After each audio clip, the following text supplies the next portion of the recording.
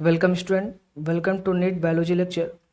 Student, आज हम class 12th में न्यू चैप्टर स्टार्ट करेंगे,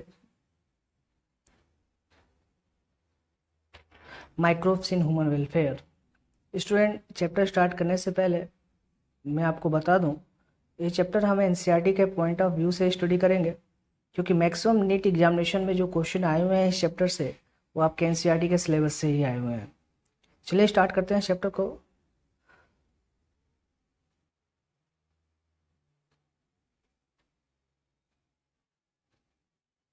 सबसे पहले हम बात करेंगे इस चैप्टर में हम कौन कौन से टॉपिक को स्टडी करेंगे। फर्स्ट हम स्टडी करेंगे microbes in house hold product.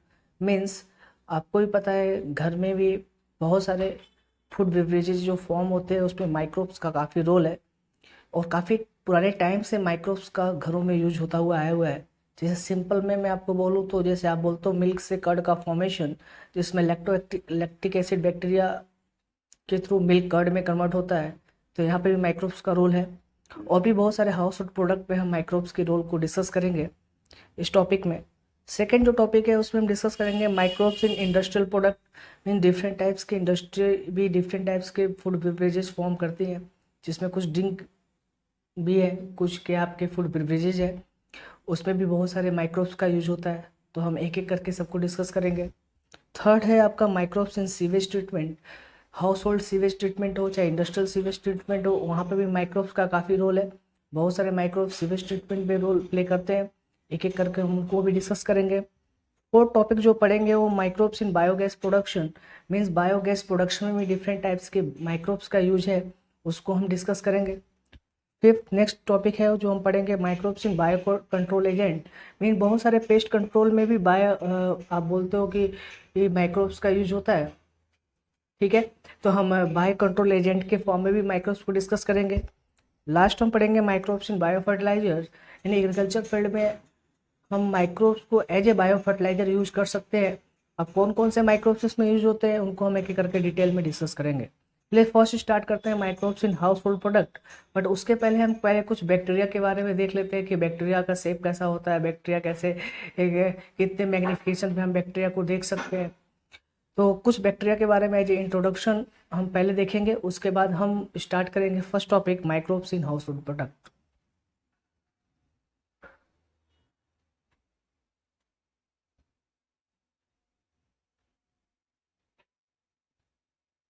चलिए, अगर हम वेरियस माइक्रोब्स में हम कुछ माइक्रोब्स के बारे में बात करेंगे। जैसे यहाँ पे एक स्लाइड है जिसमें हमें क्या दिखाया हुआ है, बैक्टीरिया के बारे में, या बैक्टीरिया कौन सा है, रॉड से बैक्टीरिया। तो अब मान लो कि आप स्लाइड में बैक्टीरिया को आपको एग्जामिन करना है या मैग्नीफाई करना है, तो उसके लिए मैं अगर माइक्रो रेजोल्यूशन की बात करें, रेजोल्यूशन कितना चाहिए, 1500x। मीन्स अगर अब नॉर्मल माइक्रोस्कोप में, ऑप्टिकल माइक्रोस्कोप में 1500x पे तो बैक्टीरिया देख नहीं सकते, तो हमें यहाँ पे हाई रेजोल्यूशन माइक्रोस्कोप की रिक्वायरमेंट पड़ती है। जैसे नॉर्मल आप बोलते हो इलेक्ट्रॉन माइक्रोस्कोप पे, तो अगर आप बात करो तो 1500x पे हम बैक्टीरिया को देखें तो 1500x पे हमें रॉड से बैक्टीरिया दिखेंगे। ये आपका स्लाइड है जिसमें देखो रॉड से बैक्टीरिया दिख रहा है।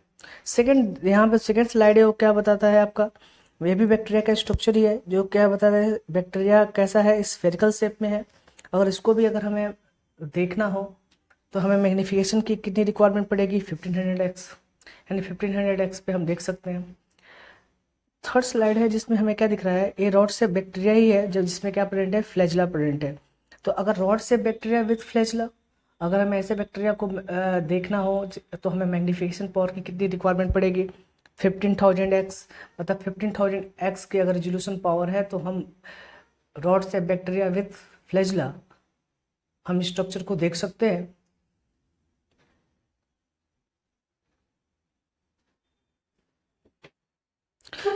कुछ और भी माइक्रोब्स है, जैसे ये पहला डायग्राम वो किसका है, बैक्टीरियोफेज का। आपने बैक्टीरियोफेज का डायग्राम 11th में भी पढ़ा है। तो आप देखते हो बैक्टीरियोफेज में कौन कौन से पार्ट होते हैं। आपका हेड वाला पार्ट है, कॉलर वाला पार्ट है, टेल का पार्ट है, ठीक है, प्लेट है, ये उसमें पिंस है, ठीक है, एक प्रोंग का पार्ट है। तो ओवरऑल ये बैक्टीरियोफेज का स्ट्रक्चर है। सेकेंड है एक कौन सा वायरस है, आपका एडनो वायरस है, जो डिफरेंट टाइप्स के रिस्पिरेटरी इन्फेक्शन कॉज करता है। थर्ड लाइन में आप देख रहे हो, ये रॉड शेप टोबैको मोजेसिक वायरस या टीएमबी वायरस का डायग्राम है। ठीक है, ये क्या है, कॉम्पैक्ट रॉड शेप वायरस है, जिसका अगर हम बात करें, हमें देखना हो अगर माइक्रोस्कोप में, तो हमें रेजोल्यूशन पावर कितना चाहिए, 1 लाख से 1,50,000 x, इतने हाई रेजोल्यूशन पावर में हम टीएमबी वायरस को देख सकते हैं।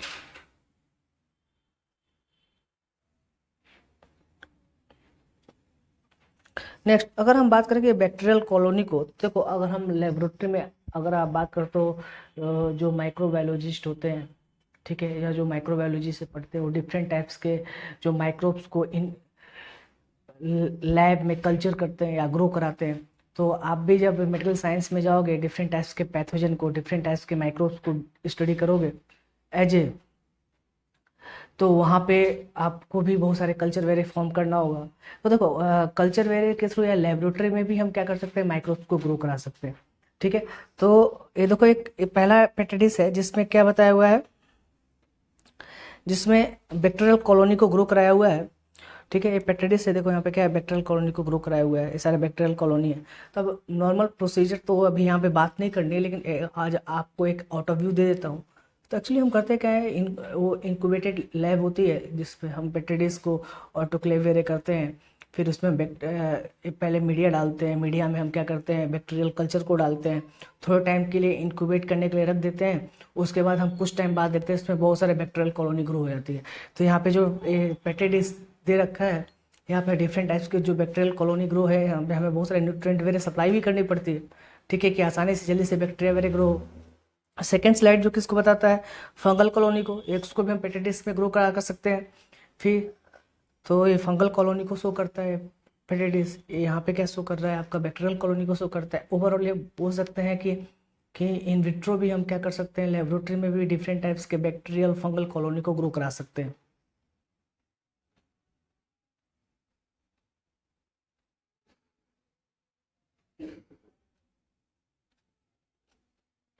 चलिए सबसे पहले हम स्टार्ट करेंगे first topic, microbes in house hold product. Means घर में कौन कौन से माइक्रोब्स का यूज होता है, उनके बारे में हम पढ़ेंगे।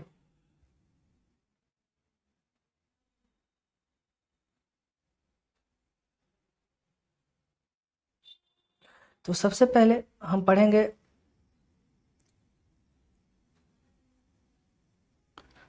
लैक्टोबैसिलस या लैक्टिक एसिड बैक्टीरिया, जिसको शॉर्ट में हम बोलते हैं एलएबी या लैब।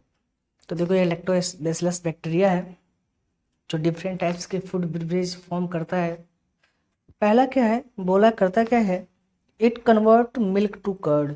मिल्क को किस में चेंज करता है, कर्ड में। अब करता कैसे है, करता है पहले ये करता क्या है, एसिड प्रोड्यूस करता है, मतलब लैक्टिक एसिड नाम है तो लैक्टिक एसिड प्रोड्यूस करता होगा। और लैक्टिक एसिड जब प्रोड्यूस करता है तो होता क्या है, ये मिल्क सबसे पहले क्या होता है, कोगुलेट होता है। कोगुलेट मतलब सेमी सॉलिड फॉर्म में कन्वर्ट होता है। और दूसरा क्या काम करता है, ये milk partially digest the milk protein. और जो मिल्क प्रोटीन है, उस मिल्क प्रोटीन को आप क्या टर्म पढ़ते हो, केसिन। तो केसिन को क्या करता है, पार्शली डाइजेस्ट करता है। जब ये लैक्टिक एसिड प्रोड्यूस करता है, साथ साथ मिल्क का जो प्रोटीन है केसिन, उसको पार्शली डाइजेस्ट करता है, तो मिल्क किस में कन्वर्ट हो जाता है, कर्ड में। सेकेंड वर्क क्या है, जो फ्रेश मिल्क है can be converted to curd by adding some curd containing एलएबी।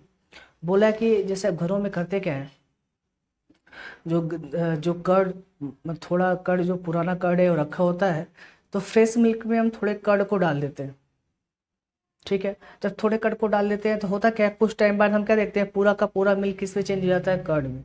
अब होता क्या होगा, वहाँ पर लैक्टिक एसिड बैक्टीरिया अपनी एक्टिविटी करता होगा, लैक्टिक एसिड यानी एसिड प्रोड्यूस करता होगा, साथ साथ मिल्क प्रोटीन को क्या करता होगा, पार्शली डाइजेस्ट करता होगा। तो ओवरऑल पूरा फ्रेश मिल्क किस में कन्वर्ट हो जाता है, कर्ड में। बोला है।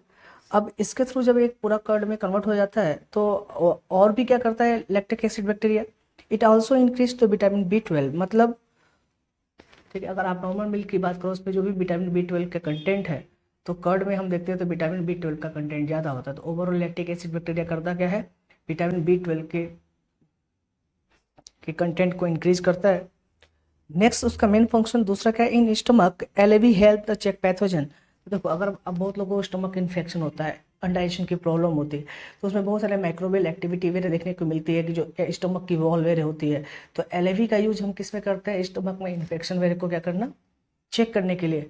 तो आज भी हम डायग्नोसिस में क्या देखते हैं, LAV का यूज किस में है, स्टमक में पैथोजन वगैरह को चेक करना। तो LAV का यूज किस में है, स्टमक में पैथोजन को चेक करने के लिए, जो हार्मफुल पैथोजन वगैरह है।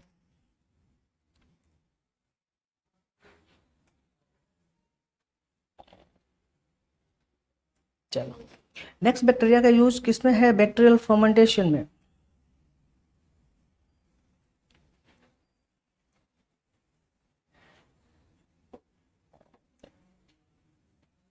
नेक्स्ट बैक्टीरिया का यूज किसमें पढ़ते हैं हम, बैक्टीरियल फर्मेंटेशन में। अब देखो बैक्टीरियल फर्मेंटेशन मतलब एनारोबिक रेस्पिरेशन। देखो ओवरऑल जितना भी फर्मेंटेशन होता है सारा एनारोबिक ही होता है, कि जो ऑक्सीजन के एब्सेंस में चलता है। अब होता क्या है बैक्टीरियल फर्मेंटेशन में, बोला है कि जो इंडो use to make food such as dosa idli. अब डो क्या होता है, तो जैसे हम बोलते हैं ना माल्ट प्लस वाटर के मिक्सचर को हम लॉन्ग टाइप तक क्या करें, हाथों से हम उसको क्या करते हैं, गूंथते हैं। नॉर्मल आपके घरों में देखो ना, वो आटों को गूंथ के हम क्या बोलते हैं, रोटी वेरे फॉर्म करते हैं। तो सेम वैसे जब हम माल्ट को वाटर के साथ मिक्स करके गूंथते हैं तो होता क्या है, डो फॉर्मेशन होता है। ठीक है, अब उस डो फॉर्मेशन का यूज किस में हम कर सकते हैं, इडली फॉर्मेशन में कर सकते हैं, डोसा फॉर्मेशन में कर सकते हैं। ठीक है, अब जब हम लॉन्ग टाइम तक इस डो को रख देते हैं तो होता क्या है, बोला है puff of appearance of dough due to production of carbon dioxide gas. बोला थोड़े टाइम तक अगर हम डो को रख दिए तो उसमें क्या होता है, हमें पफ ऑफ अपीयरेंस देखने को मिलता है, मतलब वो थोड़ा सा स्वेल होता है। ठीक है, अब होता किसके बेसिस पे, वो बैक्टीरियल फर्मेंटेशन ही उसमें होता है, तो वहाँ पे कार्बन डाइऑक्साइड वगैरह रिलीज होती है। ठीक है, और डो में हमें क्या देखने को मिलता है, पफ ऑफ अपीयरेंस देखने को मिलता है। तो क्या उसके थ्रू हम आगे जाके क्या फॉर्म करते हैं, इडली डोसा वगैरह क्या करते हैं, फॉर्म करते हैं। तो ये डायग्राम है, इसको आपको एक्सप्लेन करने की तो रिक्वायरमेंट नहीं है, आपको भी पता है क्या है आपका, डोसा इडली वगैरह है। ये आपका ये माल्ट प्लस वाटर का मिक्सचर जिसको आप टर्म देते हो डो वगैरह, उसको थोड़े टाइम तक रख दें। यहाँ पे इसमें हमें क्या दिखाई देता है, पफ ऑफ अपीयरेंस दिखाई देता है, और किसके बेसिस दिखाई देता है, कार्बन डाइऑक्साइड के प्रोडक्शन के बेसिस पर।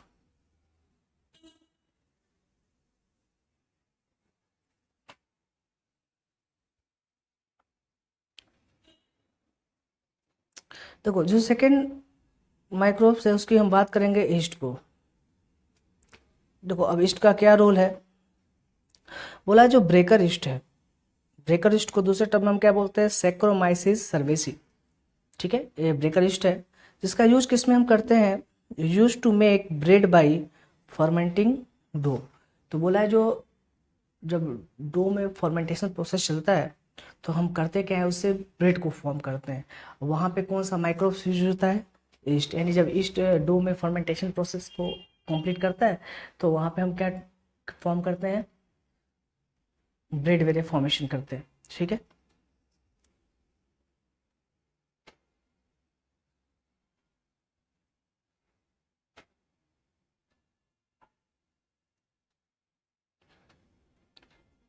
और भी कुछ फर्मेंटेशन प्रोडक्ट हैं जो फॉर्म किए जाते हैं हाउस होल्ड प्रोडक्ट में। पहला है बोला toddy is made up by the fermenting sap of palm. जो पाम ट्री है उसका जो सैप है, ठीक है, अब हम क्या करते हैं, ऊपर वाले कवर को थोड़ा सा देखो, ये डायग्राम दिखा हुआ है कि यहाँ पर हम करते क्या है, ऊपर वाले थोड़े से जो हार्ड कवरिंग को हम कट करके निकाल देते हैं, फिर अंदर जो सैप वाला पार्ट है वहाँ से हम क्या करते हैं, टोडी बनाते हैं। ठीक है, जो सैप निकालते हैं उसको थोड़े टाइम तक रख देते हैं, उसमें फर्मेंटेशन प्रोसेस चलता है, तो उसी से हम क्या फॉर्म करते हैं, टोडी वेरे फॉर्म करते हैं। ठीक है, तो ये टोडी है जो फर्मेंटेड प्रोडक्ट है किसका, पाम यानी पाम सैप का। सेकेंड है बोला जो माइक्रोब्स यूज किए जाते हैं बहुत सारे फिश के फर्मेंटेशन में, यानी फिश को भी हम फर्मेंटेशन फिश में भी हम क्या करते हैं, बहुत सारे माइक्रोवेल एक्टिविटी करके फर्मेंटेशन करते हैं। तो फर्मेंटेड फिश फॉर्म करने के लिए भी माइक्रोब्स की रिक्वायरमेंट होती है। सोयाबीन को भी हम फर्मेंट करते हैं, बॉम्बो सूट जो होते हैं उनको भी हम क्या करते हैं, फर्मेंट करके रिवेज वेरे फॉर्म करते हैं। ठीक है, एंड टू प्रोड्यूस चीज़, और चीज़ को भी हम क्या करते हैं, फर्मेंटेशन प्रोसेस से फॉर्म करते हैं। तो यहाँ पे भी बहुत सारे माइक्रोब्स का यूज किए जाते हैं, फिश के फर्मेंटेशन में, सोयाबीन के फर्मेंटेशन में, बॉम्बो सूट के फॉर्मेशन में, और चीज़ के फॉर्मेशन या चीज़ के प्रोडक्शन में, फर्मेंटेशन प्रोसेस में। तो देखो ये क्या है, फर्मेंटेड सोयाबीन है, ये फर्मेंटेड बॉम्बो सूट है, ये फर्मेंटेड फिश है, ये टोडी है, और ओवरऑल सारे क्या है, फर्मेंटेड प्रोडक्ट हैं, जिसको डिफरेंट टाइप्स के माइक्रोब्स के थ्रू क्या करते हैं, फर्मेंटेशन प्रोसेस से ऑब्टेन किया जाता है। चलो हम चीज़ की बात करते हैं। अभी आप पढ़ रहे थे कि चीज़ भी क्या है, एक फर्मेंटेड प्रोडक्ट है जो माइक्रोब्स के फर्मेंटेशन से फॉर्म होता है। तो देखो दो टाइप्स की चीज़ होते हैं, एक होता है आपका स्विस चीज,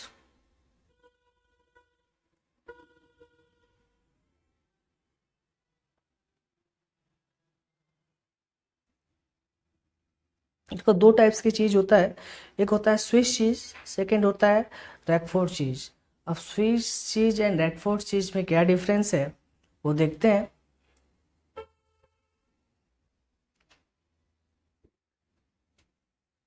देखो ये है आपका स्विस चीज, ये है आपका रैकफोर्ड चीज।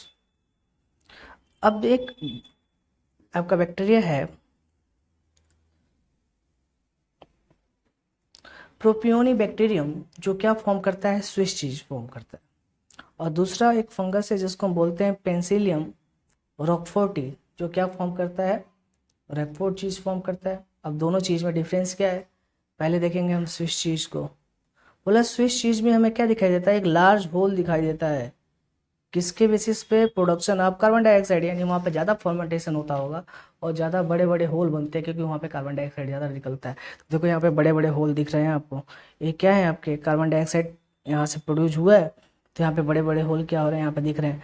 तो ये कौन सा चीज़ है, आपका स्विस चीज। ठीक है, अब ये फर्मेंटेशन होता किसके बेसिस पे है, तो बैक्टीरिया का नाम पहले ही बता चुका मैं, उसको हम क्या बोलते हैं, प्रोपियोनी बैक्टीरियम सरमैनी। ये क्या है, एक बैक्टीरियम है जो स्विस चीज के प्रोडक्शन में फर्मेंटेशन का काम करता है। सेकेंड है रैकफोर्ड चीज, बोला it is रिपेंड by the growing A fungus.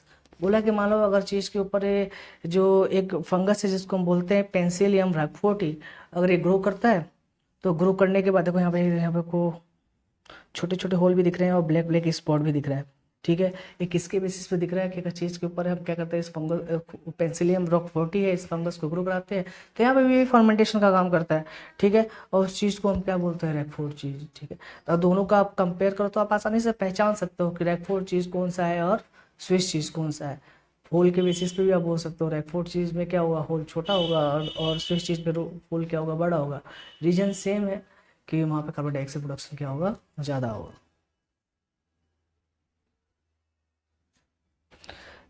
Student, अब हम जो नेक्स्ट क्लास है, नेक्स्ट क्लास में हम डिस्कस करेंगे माइक्रोब्स इन इंडस्ट्रियल प्रोडक्ट। अभी हमने आज क्या पढ़ा, microbes in house hold product, साथ साथ में बहुत सारे माइक्रोब्स को देखा भी।